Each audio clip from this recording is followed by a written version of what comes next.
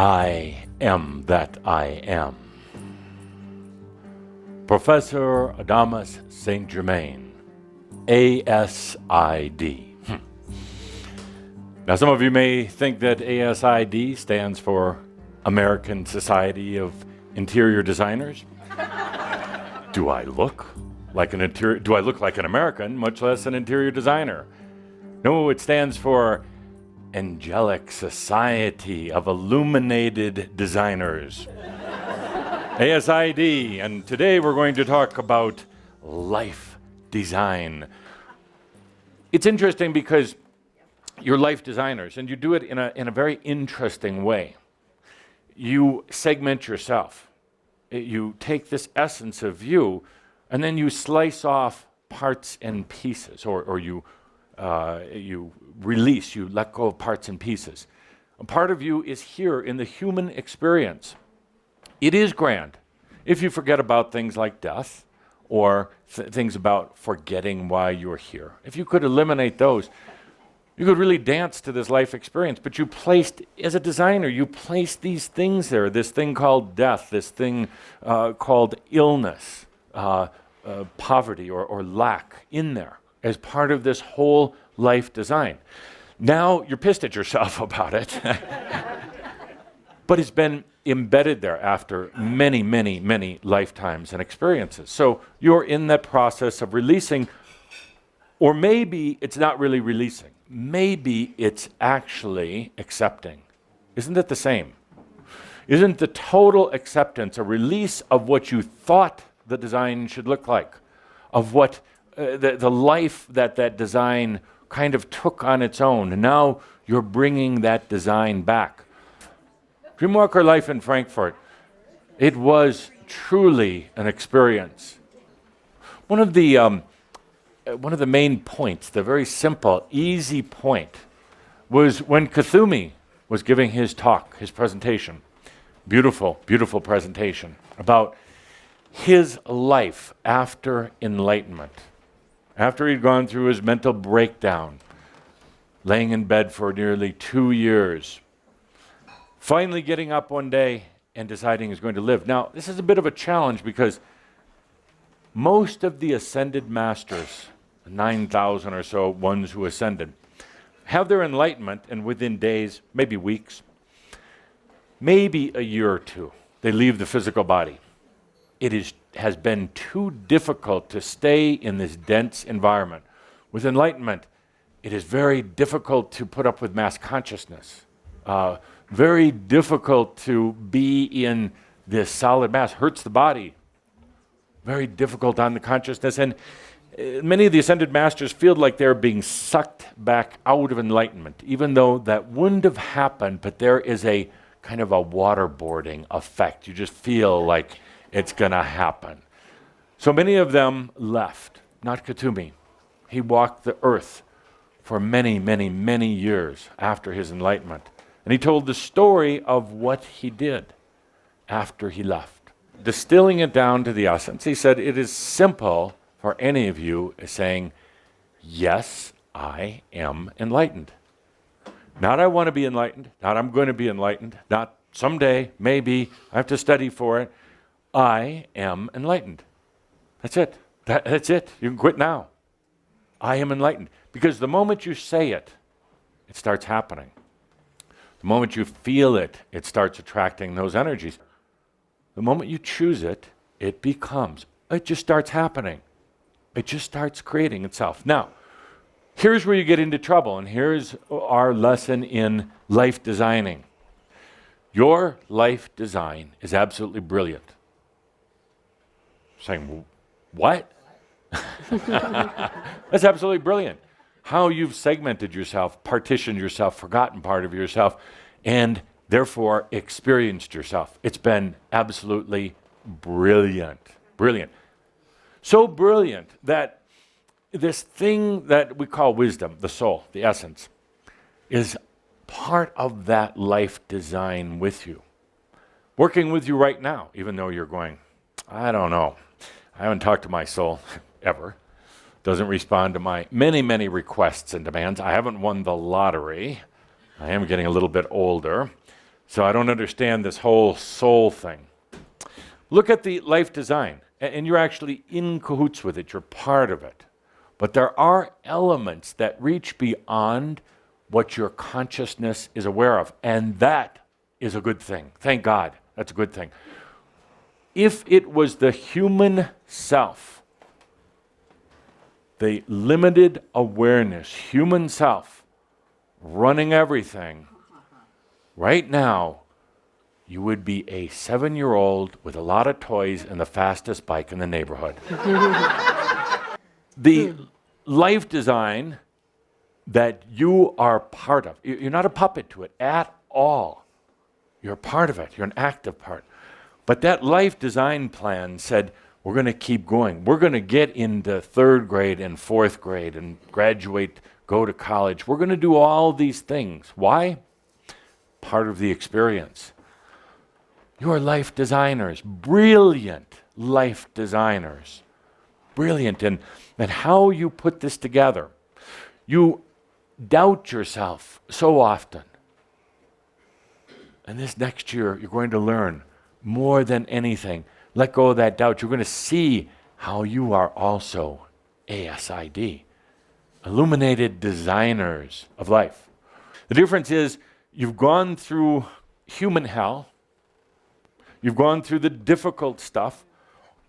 So now, what's left? Enjoy life. What the hell? Why not? Let go of the rules. Let go of all those things that would have bound you before. Brilliant life designers.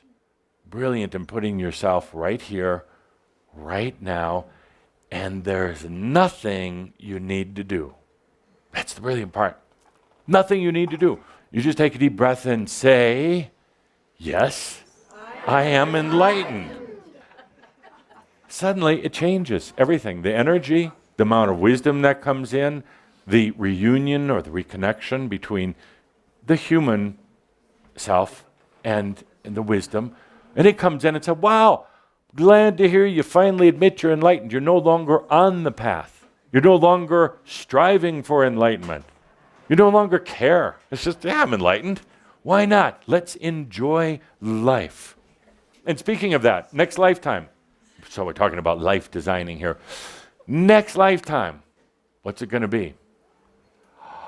Oh, I can feel you say, what do you mean next lifetime? This is it? Hey, no more next lifetime. I thought that's what the Crimson Circle was about. It was the exit door. Adios and farewell. Nice being here. Glad to be gone. Gaia, have fun down there with all the rest of them. I'm out of here. Really? Really? What if you could come back in physical body by choice, choosing your parents, your situation, but not dumb human choices? What if the next lifetime maybe wasn't even totally physical? What if you could be here when you wanted to? You didn't go through birthing. You followed the Tobias example. You didn't go through the birthing. What if you weren't even resident here? What if you did as I do? I'll manifest the illusion of a physical human being for a couple of days. A couple of days is about all I can tolerate. Then I start getting headaches and nauseous and realize, oh, I'm acting so human, and then I evaporate that illusion. But what if you could do that? Be here when you wanted, simultaneously, at the same time, be on New Earth. What if you went and just created, your own little universe? Doesn't have to be big, doesn't have to be quite as big as this one. And you just created that. What if you could do all of those things simultaneously in your next lifetime? What if you were never stuck with anything? What if this is your next lifetime? Now, we talked this year about reordering.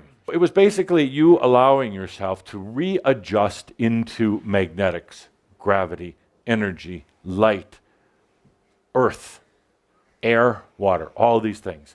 So you've gone through a lot of changes, gotten through it pretty gracefully. Now we go to the next level this next year. You have what are called reality anchors.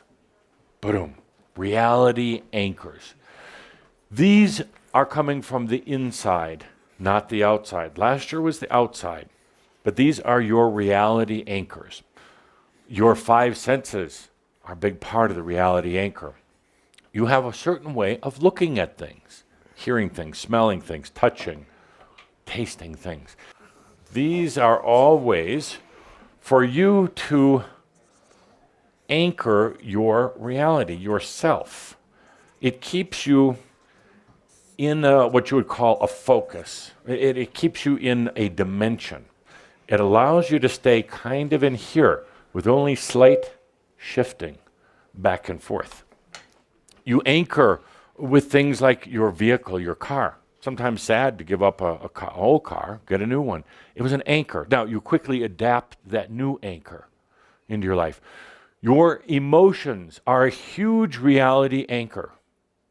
Your emotions, your anger, your happiness, your laughter, your imbalances. Your imbalances, believe it or not, even though they sound imbalanced, are very balanced. They're anchored exactly where you put them. Your earlier life experience are anchors.